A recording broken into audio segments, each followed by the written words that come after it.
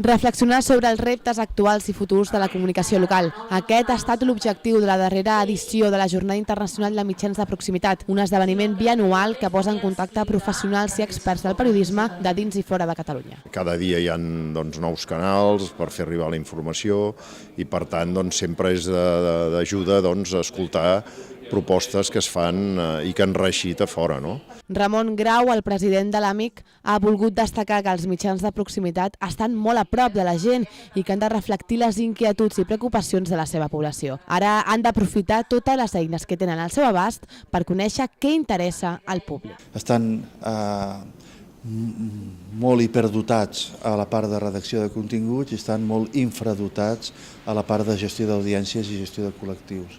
I em sembla que el que toca és començar a replantejar-se si el que hem de tenir és el control del contingut o el control de les audiències. Em sembla que ara és més competitiu gestionar audiències que gestionar continguts. Entre els ponents també destaquen l'analista digital britànic Damian Radcliffe o Ismael Nafri, especialitzat en la visió de la premsa de proximitat del diari The New York Times. Carmina Cruzafont, professora de periodisme de la Universitat Autònoma de Barcelona, ha explicat el projecte Aula d'Innovació i Creativitat de l'AMIC, que ajuda als associats a impulsar de la millor manera noves iniciatives.